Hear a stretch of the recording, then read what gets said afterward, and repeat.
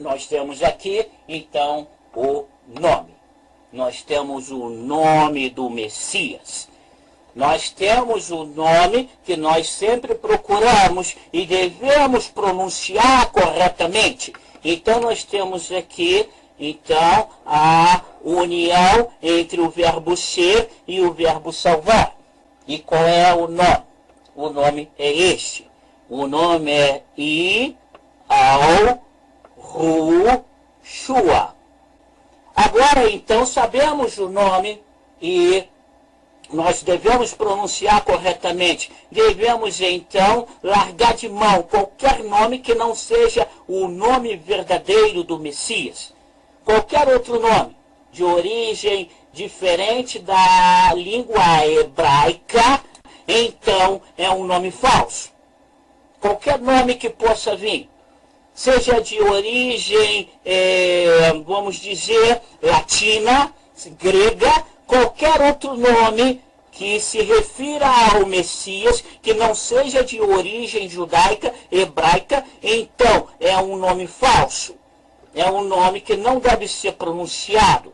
E deve ser pronunciado, então, o nome correto. Yahushua. Vamos novamente pronunciar. Yahushua. Este é o nome correto. E se você quer realmente pronunciar o nome correto, lembre-se, o seu nome é o seu nome. Você não pode trocar de nome se você mudar de nação. Você não pode trocar de nome se você for passear, por exemplo, na Rússia, na China, no Japão, nos Estados Unidos. O seu nome será sempre o seu nome. E o seu nome não deve ser mudado, porque o documento que você irá usar na sua carteira, o seu documento de identidade, sempre será o seu nome original, da nação aonde você nasceu e da forma correta como deve ser pronunciado. Lembre-se disso e pronuncie corretamente o nome do Messias.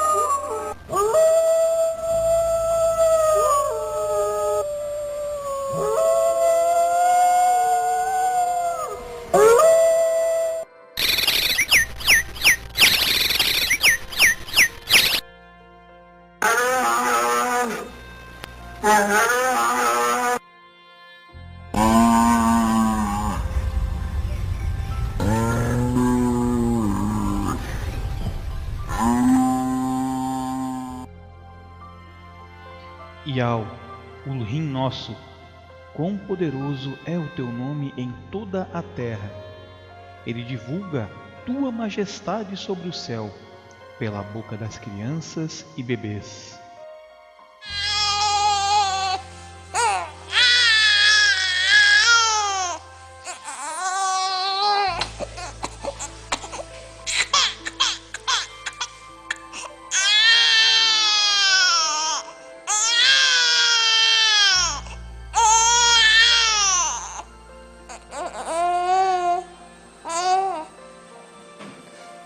Tu firmastes qual fortaleza contra os teus adversários, para reprimir o inimigo e o vingador.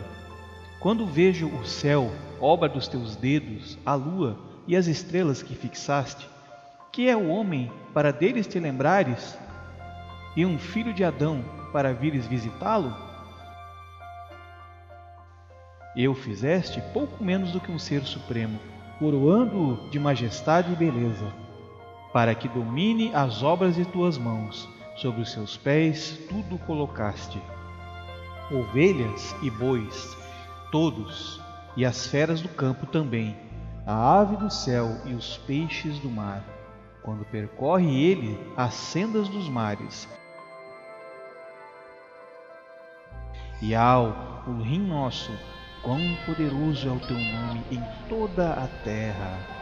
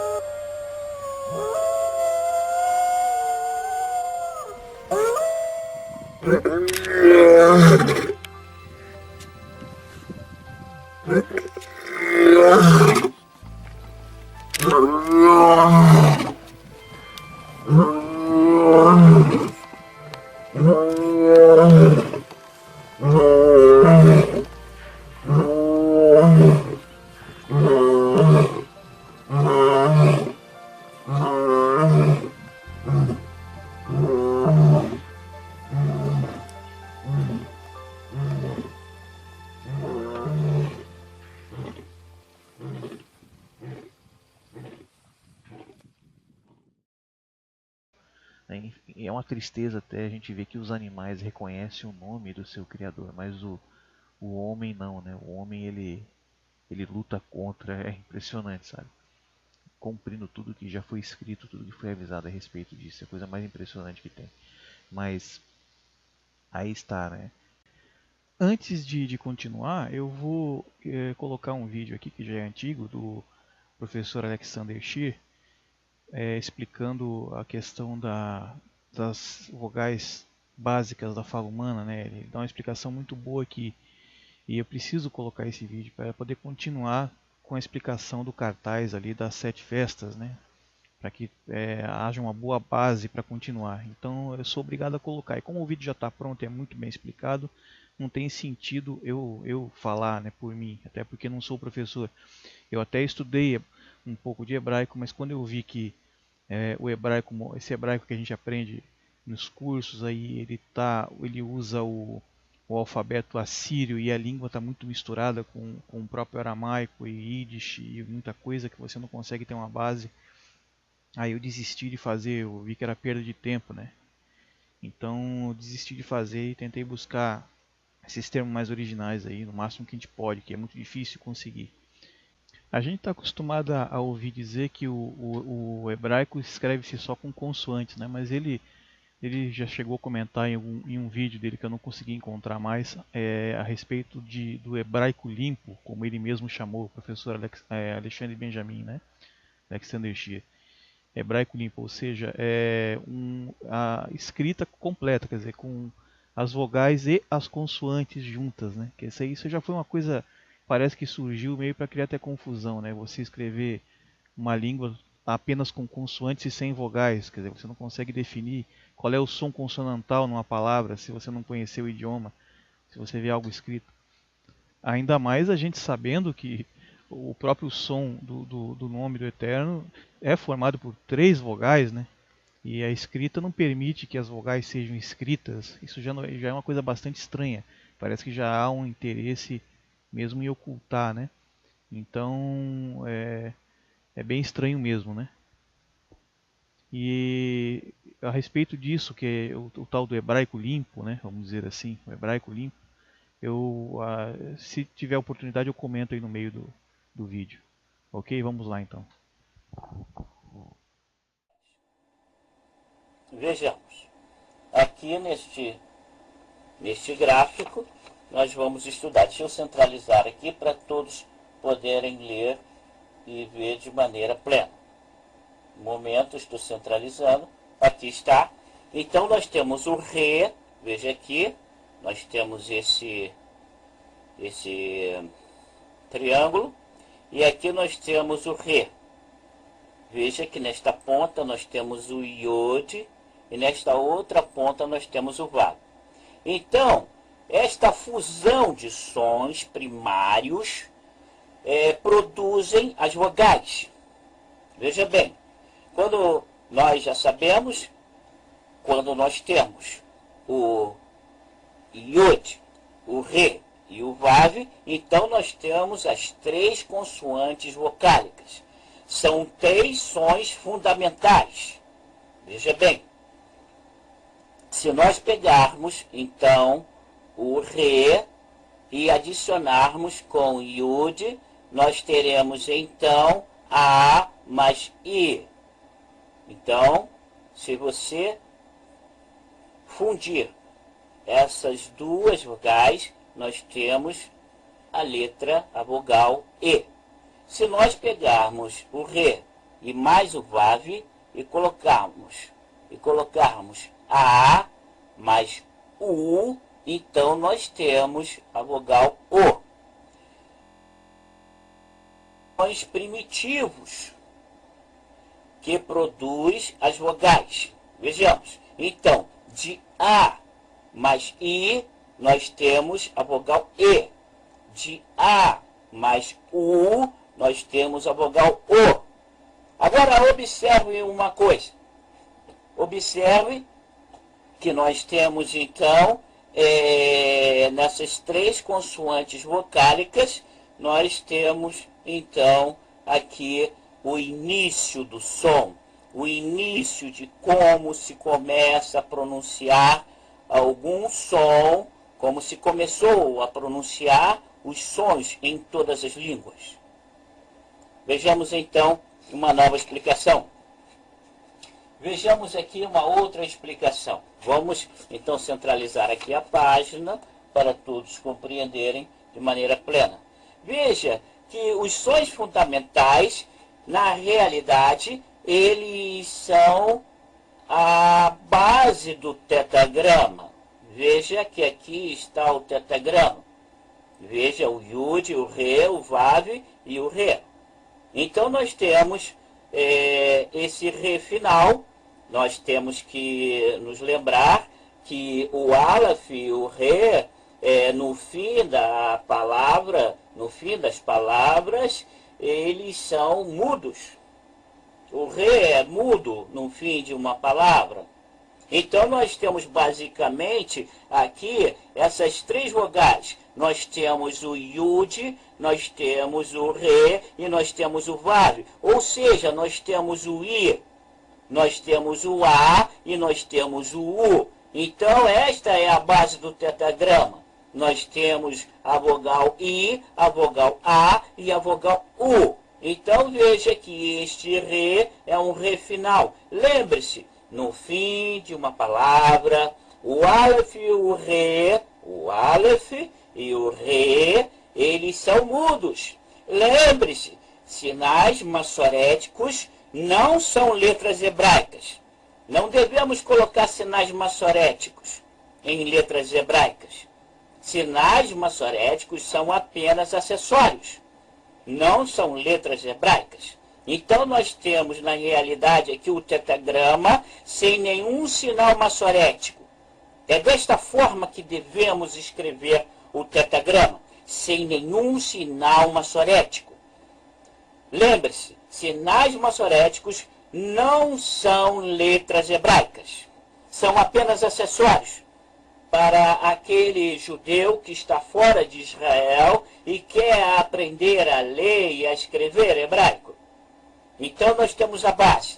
Tirando este remudo, nós temos então no tetragrama o Yud, nós temos o Rei, nós temos o Vav. Ou seja, nós temos o I, nós temos o A e nós temos o U.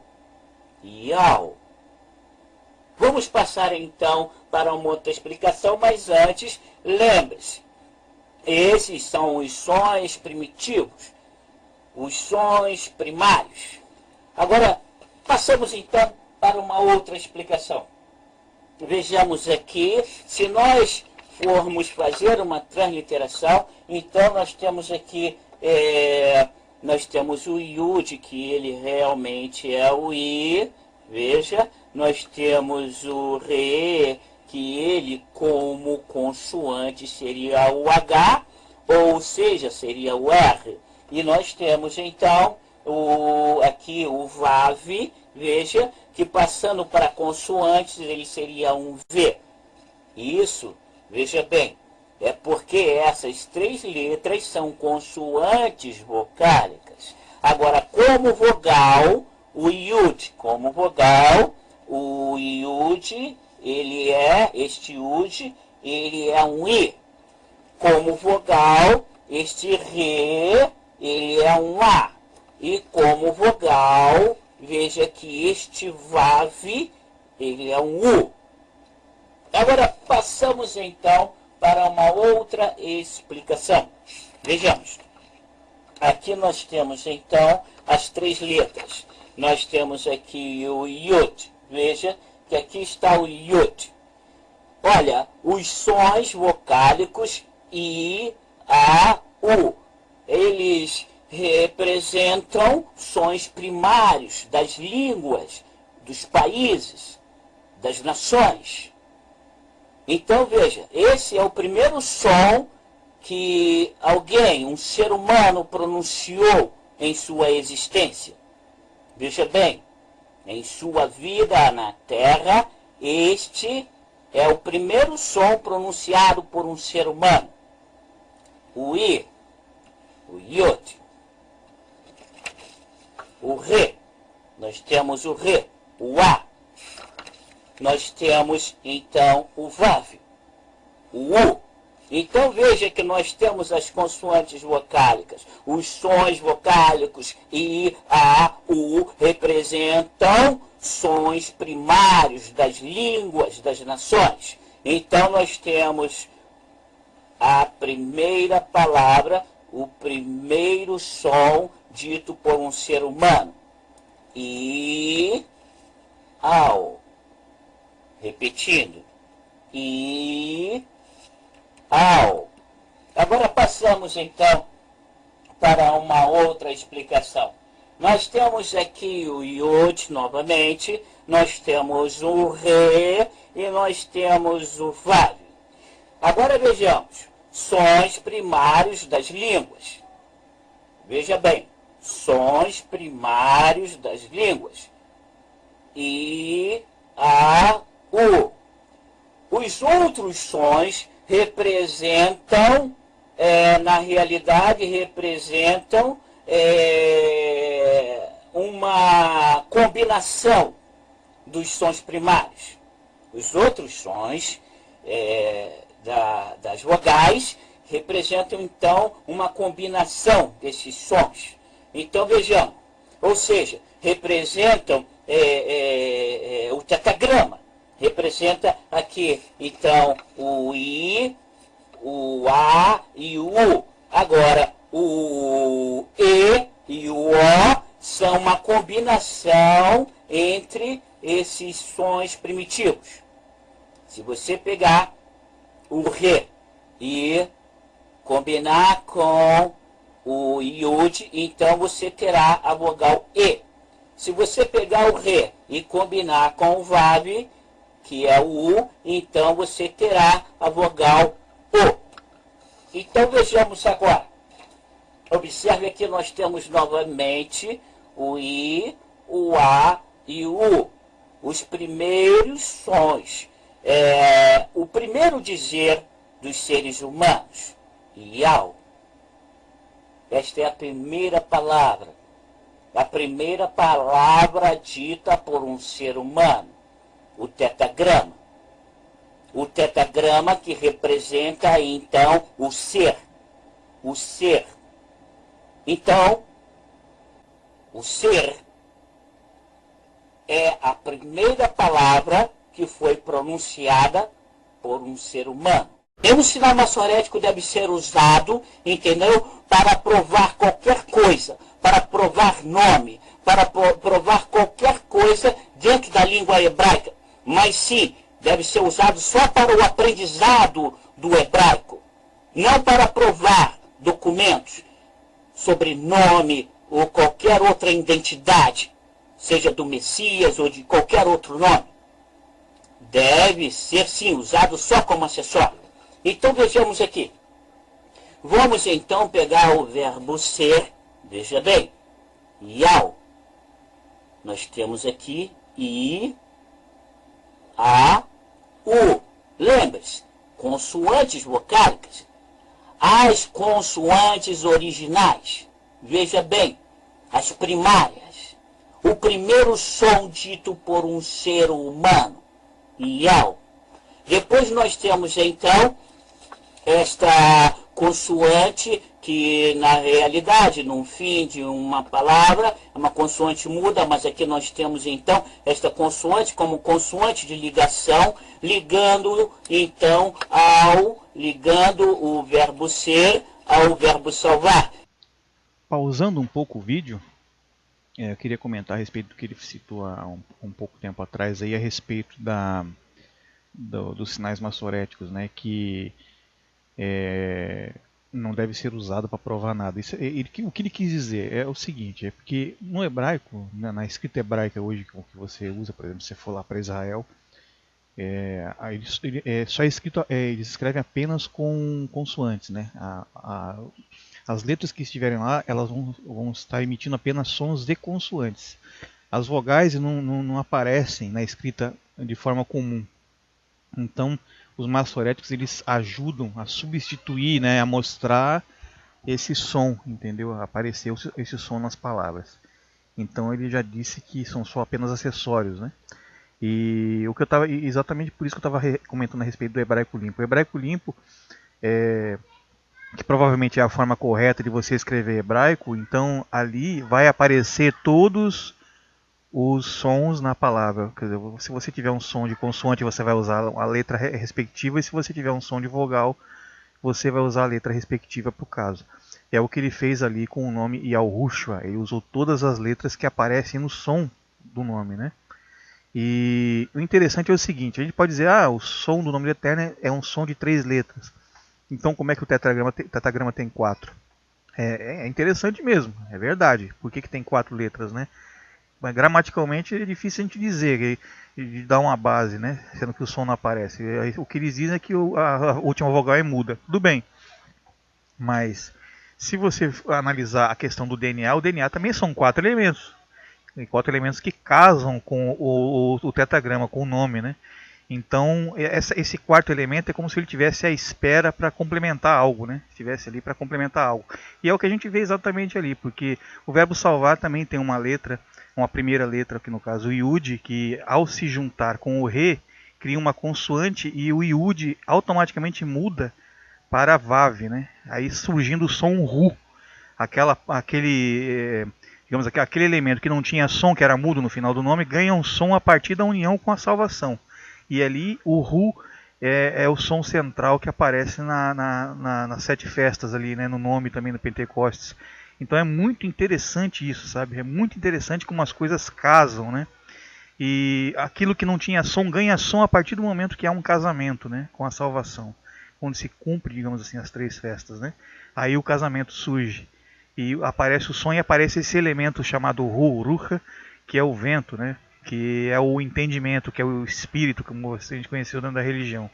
É muito interessante. Então o hebraico limpo ele não omite isso, né? Ele não omite a quarta letra do nome. Pelo contrário, ele mostra que há um sentido com a fusão do verbo salvar, né?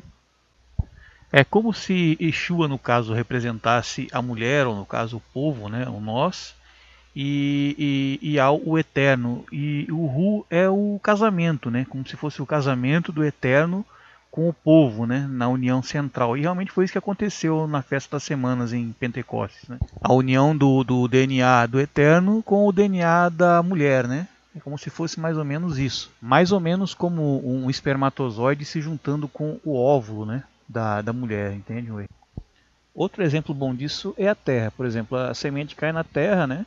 E ela não vai brotar, não vai germinar se não chover. A chuva, no caso, o nome chuva representa isso, né? O som das águas caindo na terra para que ela germine a semente ou venha o filho, né?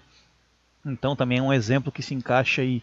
É como se o Eterno fecundasse a terra com a água, né? Gerando salvação através da água que cai e faz a semente germinar. E essa água vem do céu, vem de cima, ao comando dele, né? Na hora que ele quer. Então é mais um exemplo clássico disso, entendeu? O som do vento, né? O ruh, o ruha, né? O som do vento, aquele som que você escuta no teu ouvido quando o vento bate no teu ouvido, representando o entendimento que vem do alto, né? E mostra que há um sentido com a fusão do verbo salvar, né? E no verbo salvar também ali aparece o U, né, de Shua. Ele é demonstrado quando que no hebraico que a gente vê, por exemplo, normalmente aí, é usado um sinal massorético ali para que apareça. Às vezes ele não tem a letra e aparece apenas o sinal massorético. Ou então aparece também o U, também marcado com o sinal massorético, né, que é aquele ponto para marcar quando é U ou V, para distinguir os dois sons, porque o Vav tem o som de U ou V, né? Então eu vou deixar continuar, se aparecer mais algum ponto aí, a gente interrompe outra vez e fala, ok?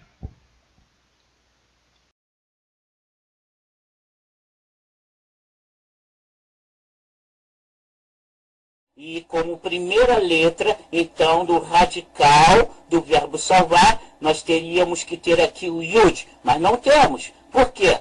Porque, na realidade, o Yud agora está no final de uma sílaba, e estando no final de uma sílaba, ele, então, cede o seu lugar ao Vav, que é a letra original do verbo, que é a letra original do verbo, que é a letra original do verbo, a primeira letra do verbo.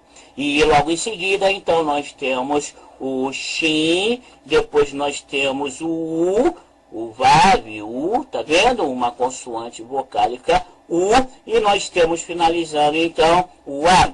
Então, vejamos o que nós conseguimos com esta união. Vejamos, então, nós temos aqui, então, o nome. Nós temos o nome do Messias. Nós temos o nome que nós sempre procuramos e devemos pronunciar corretamente. Então, nós temos aqui, então, a união entre o verbo ser e o verbo salvar. Vejamos essa união, como ela é pronunciada, do verbo ser e o verbo salvar. Deixa eu colocar aqui, centralizar, para que todos possam ver corretamente. Então, nós temos aqui a união. Nós temos o nome. E qual é o nome? O nome é este. O nome é Yahushua.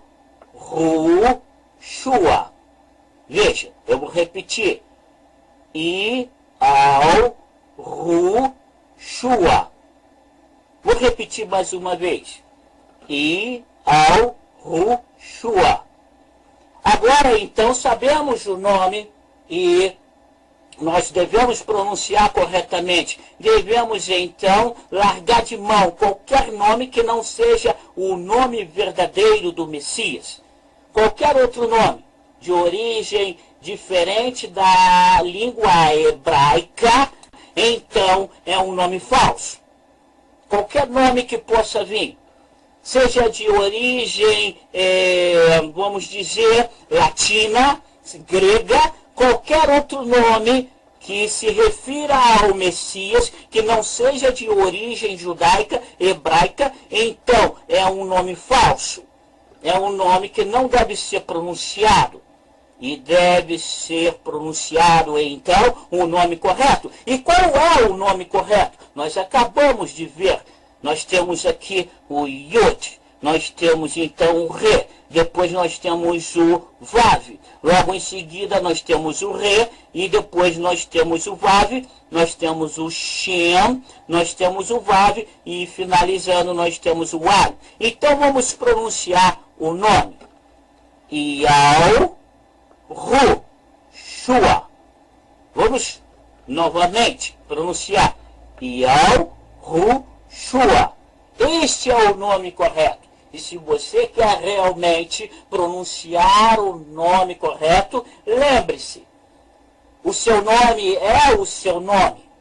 Você não pode trocar de nome se você mudar de nação. Você não pode trocar de nome se você for passear, por exemplo, na Rússia, na China, no Japão, nos Estados Unidos. O seu nome será sempre o seu nome. E o seu nome não deve ser mudado, porque o documento que você irá usar na sua carteira, o seu documento de identidade, sempre será o seu nome original, da nação aonde você nasceu e da forma correta como deve ser pronunciado. Lembre-se disso e pronuncie corretamente o nome do Messias.